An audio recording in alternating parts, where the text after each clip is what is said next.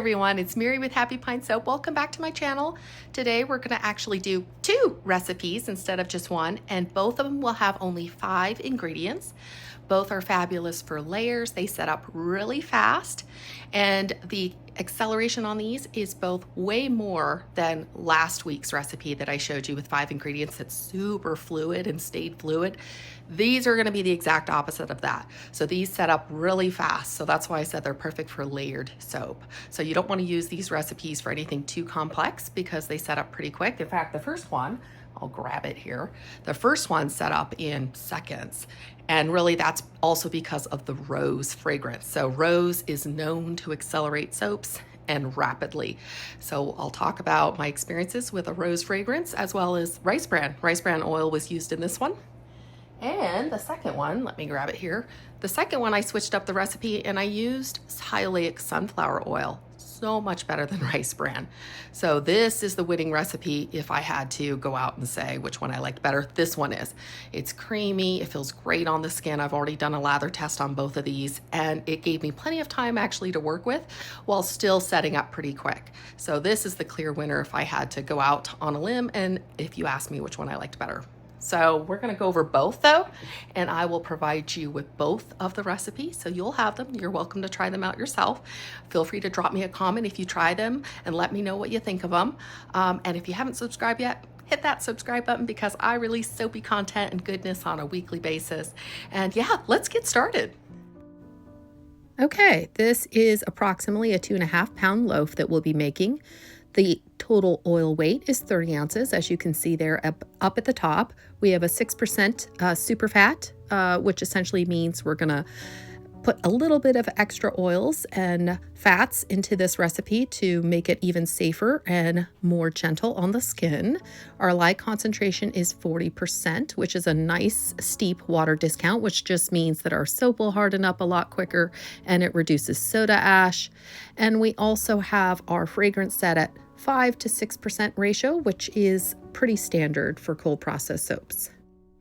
And if you look just slightly below, you see our total water amount for this recipe at 6.14 ounces, and the lye is 4.10 ounces, and of course the grams are right next to it.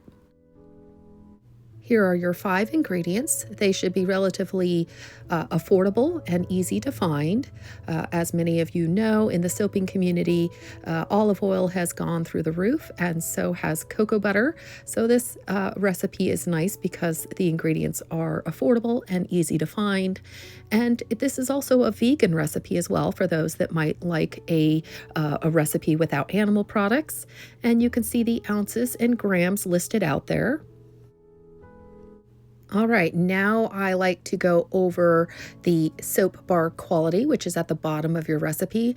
All of this is seen on soap calc. So for any of you who are familiar with soap calc, you'll notice the familiarity of how this recipe is set up. We have our hardness, which I, of course, like in the mid 40s. That makes for a bar that's nice and firm. And our cleansing numbers on the lower side, which just basically means that this recipe is milder on the skin. It actually doesn't mean that it cleans. It actually is referring to mildness, how mild it will be on the skin. And directly to the right is your palmitic and stearic acid numbers. I like my bars to be above 30 combined because the bars will last a lot longer in the shower. This is essentially your longevity number. And then at the bottom, you'll see your linoleic and linolenic numbers are below a combined total of 15, which accounts for essentially less chance of rancidity or dreaded orange spots happening in your bar as it ages. Let's talk about rose fragrances for a moment. Florals are well known to accelerate very rapidly, and this one is probably going to be one of the fastest in terms of how quickly the soap batter will thicken. So you will want to be very cautious if you decide to choose a rose fragrance. If you want to give yourself a little bit more soaping time, don't use a floral or a rose fragrance and use a fragrance that behaves very well. I have already pre-measured my fragrance out, and you see them waiting there. And the reason I'm going to do this is because I'm attempting to control for the amount of trace and acceleration in the recipe, which I'll get to in a little bit. This recipe, I decided to try to attempt a mica line, so I'm using the copper for my mica line. And Mad Micas has just put out this gorgeous brand new red color. It's called Poppy Red. This is one of their colors that are only available for a very short period of time. So I thought I would try it out, and I have to say I absolutely adore the color in the finished product. The other color I decided to use is actually a clay, a natural rose clay, and not mica. I added a pretty generous helping, and so it actually turned more of a brown color in the finished soap. But if you wanted more of a light pink, you would just go a lot lighter in the amount that you measure. I love the feel of clay on the skin and what it adds to the soap, so it's one of my favorite things to put in soap. Here are the oils being used. I used rice bran oil, which I believe I got this one from Costco. If I am mistaken, maybe Amazon, but one of those two places. And Costco sometimes has rice bran oil or high oleic sunflower oil, and then sometimes they don't. So it's kind of hit or miss. So if I see it at Costco, I get it, basically. And then the other ingredients are coconut oil, castor oil, refined shea butter, which I get at my local soaping store, and Brambleberries palm oil, which is sustainably sourced. All right, let's get started. You want to weigh out the amount of coconut oil, and then I like to add the shea butter.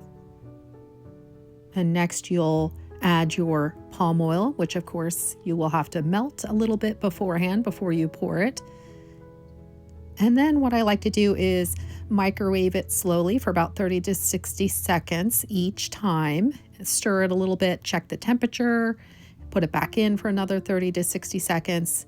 And you want to get the hard oils to about the mid 140s to 150.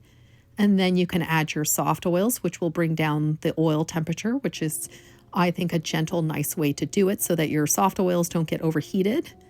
And then last but not least, castor. And you will just stir these all together really well by hand. So if you go back to the recipe, you'll notice that it's 30 ounces of oils. That's your total oil weight. We're going to divide that by half.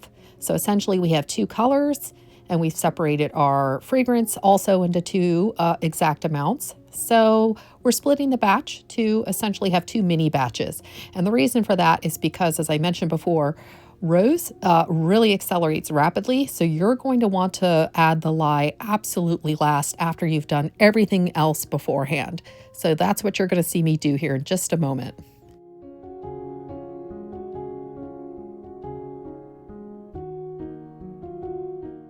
Once you get your two 15-ounce batches, you want to add your colorants. So this is totally different than how I normally do it.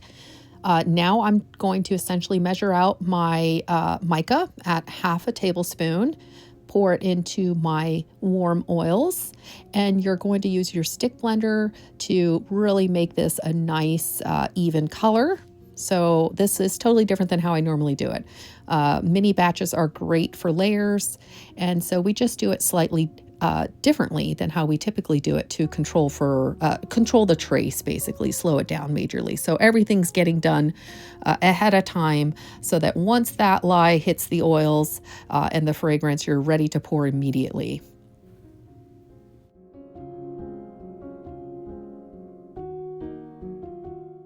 As always, make sure you have your gloves and your long sleeves and your eye protection on before you handle any lye.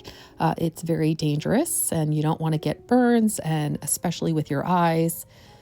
So now we're going to divide our lye solution in half as well. So you're going to take the total amount of water and lye, add those two numbers together, and splitting it equals 5.12 ounces of lye solution. So that's what I'm weighing out here. And so each of those 15 ounces of oils will get 5.12 ounce of lye solution.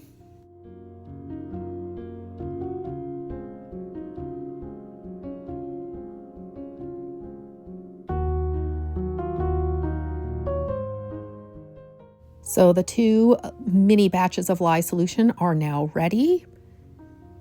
And as you see, we got the fragrance ready in the background. Essentially, everything is set and ready to go because as soon as the lye hits our oils, you'll see that this particular recipe traces pretty darn quickly, and that's even before I put the fragrance in. So one thing to know is that different oils trace in different ways. So last week's recipe, we saw that it stayed fluid forever. So the lard and the tallow just traced really slow, which is perfect recipe for a really complex design. But this one with palm oil and the rice bran oil is going to trace faster. Even before you add the fragrance, it's going to trace faster and thicken up faster.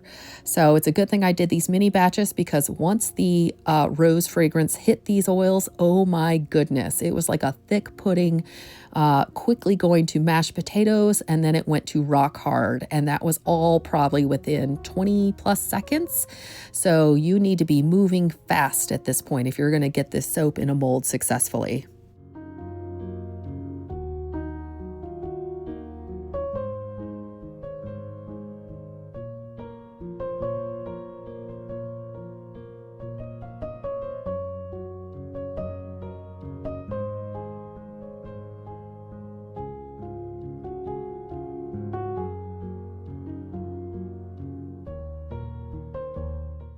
Okay, we now are coming to the end of our pour container where I'm trying to get out the last little bit.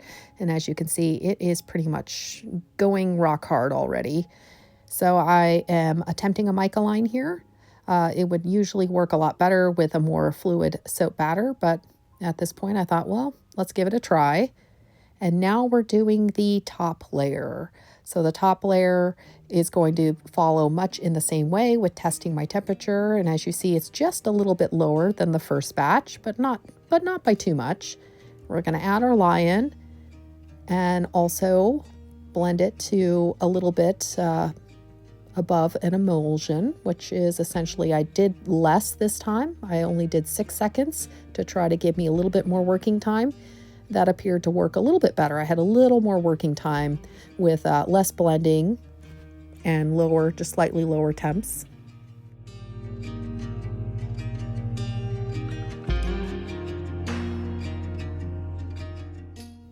As you can see, my trace is a little bit nicer now. I would say this is probably a medium trace. And we're going to add our fragrance, and this time I stirred while adding it. And again, you're going to get moving immediately, get it in there, because as we saw from the first color, it does not give you much time at all, just seconds really. So I got it in there. It behaved itself a little bit nicer than the first layer, but it's still, as you can see, it's gone quickly to like mashed potatoes already.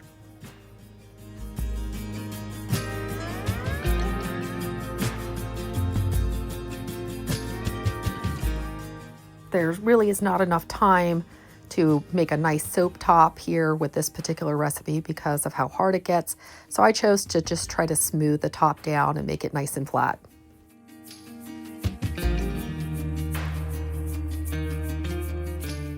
To reduce the chance of soda ash, I've gone ahead and wrapped the top of my soap in plastic wrap. I chose not to oven process this because check this out, it's 148 degrees. To give you an idea, my kitchen countertop is 67 degrees and the soap is now saponifying and it's 148 degrees, and you see it having a partial gel there. And it did manage to gel all the way to the ends, even just sitting on the counter. And you saw some air pockets there again because it moves so quick. You're going to have some air pockets. But again, hey, it's a rose fragrance and I got it in the mold and it actually did form pretty good soap bars actually. I was pretty surprised.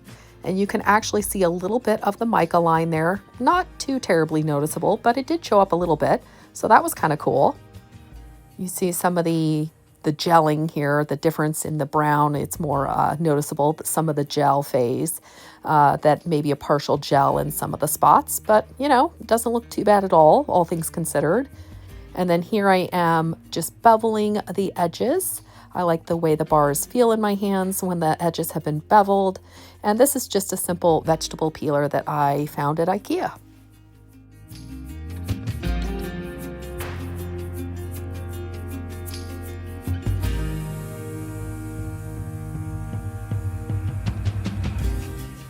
Overall, I found this recipe quite nice in the fact that it is a recipe that will set up super fast. It will be good for layers. And if you use a well-behaved fragrance, it will probably give you a little bit more time to work than the rose one did. I waited till the next day to do the lather test.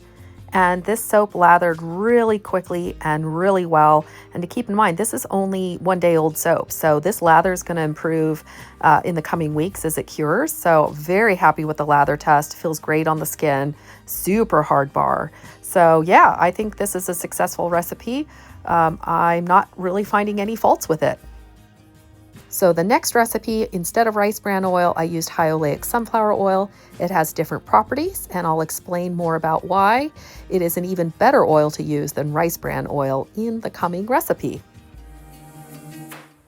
So the new recipe is a 5-pound recipe, so I just wanted to point that out.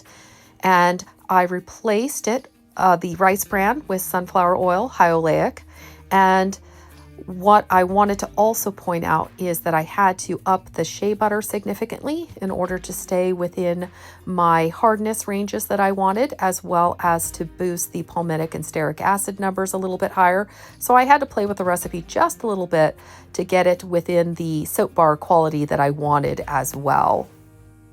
Take note that the linoleic and linolenic numbers are even lower than the first recipe. So the combined total is less than half of what it was in the first recipe, which means this is an even better recipe in terms of reducing the chance for dreaded orange spots or rancidity. So this time we're going with a very well-behaved fragrance. This is Love Spell from Brambleberry. And it really does not accelerate, so it's perfect to have a little bit more time for soaping. This recipe has 3 colors, and just like the first one, you're going to split your total oils into 3 separate batches for your colors. And I'm going to also split the total lye solution into 3 separate amounts as well. And the fragrance was also split into 3 separate amounts. What I found really neat about this recipe is even with the fragrance added to the oils beforehand, it did not do anything in terms of acceleration. It behaved beautifully, this fragrance, even though I was stick blending the fragrance in with the oils. Normally I don't do that, but this fragrance performed beautifully and did not accelerate. And also, the high oleic sunflower oil is very similar to olive oil, and olive oil and high oleic sunflower oil both slow trace. They slow it down. So even though we have palm oil in this recipe, the high oleic sunflower oil is actually slowing our trace down. So you're going to have a lot more time to work with this recipe than the first one. It stayed fluid. I was able to even tap it nice where, the whole thing leveled a lot better.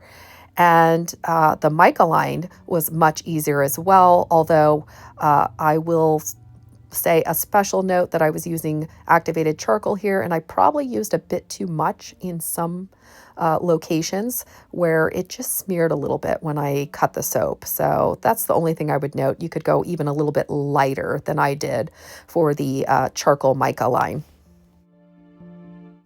Now we're on our second layer. This is the white layer that I made with some pre-blended titanium dioxide.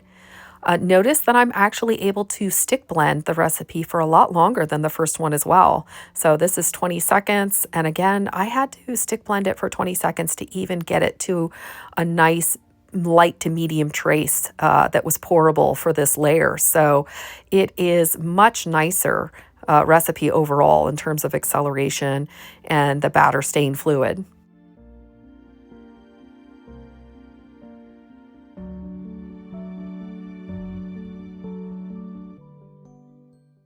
Here is the second mica line, again with activated charcoal. You could also use a colored mica instead of activated charcoal if you wanted a nicer, thinner layer of color that doesn't smear when you cut it.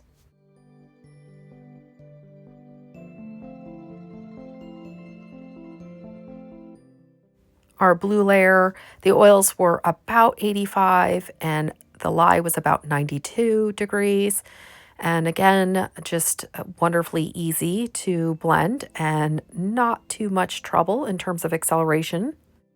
This one I even stick blended for 22 seconds instead of 20 seconds. So as both the oils and the lye solution were cooling, it will give you a little bit more time to work.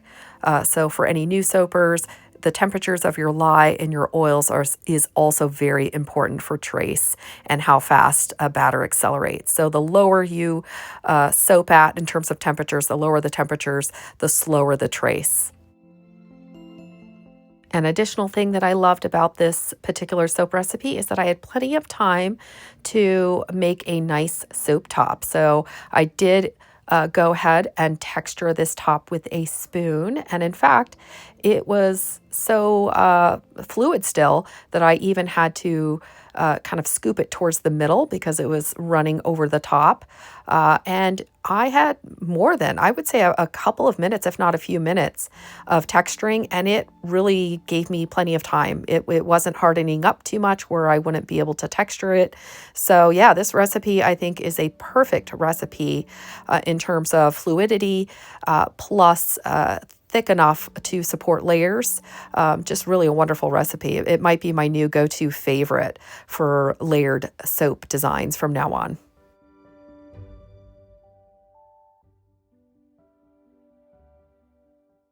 I went ahead and oven processed this soap as well. So essentially that's where you turn your oven on to the lowest temperature setting. In my case, that's 170 degrees.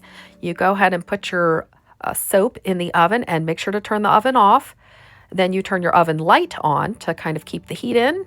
And you can keep it in there for approximately 3 hours. Some people do it overnight, but I took mine out after 3 hours and gave it another few hours on the counter to cool down, and then it was ready to cut in about 6 hours. As a side note, with the first recipe, I chose not to oven process it because of how hot it was getting just sitting on the counter. So because of that accelerating fragrance, it became so hot so rapidly that it could have cracked in the middle if I put it in the oven. So that's why I chose not to oven process the first soap. So I was ready to cut it in about 6 hours, as I mentioned. Carefully put it on its side, and I just cut each bar by hand, just with this single bar cutter. I decided to do that instead of my multi-bar cutter because I needed each bar to be less than 1 inch. So this one allows you to measure the bar width, whereas your multi-bar cutters come, I think it's standard like 1 inch bars. So these were like 3/4 inch bars.